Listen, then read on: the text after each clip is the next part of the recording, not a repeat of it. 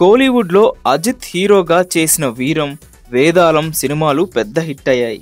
ఇప్పుడు ఈ సినిమాల గురించి టాపిక్ ఎందుకు వచ్చిందంటే, అజిత్ వీరం మూవీని పవన్ కళ్యాణ్ రీమేక్ చేస్తుండగా ఇప్పుడు వేదాళం మూవీని రవితేజ రీమేక్ చేయడానికి రెడీ అవుతున్నాడని టాక్. వేదాళం మూవీ కో ప్రొడ్యూసర్ గా చేసిన ఏఎం రత్నం తెలుగులో రవితేజతో రీమేక్ చేయడానికి ప్లాన్ చేస్తున్నారట. రవితేజ కూడా గ్రీన్ సిగ్నల్ ఇచ్చినట్టు సమాచారం.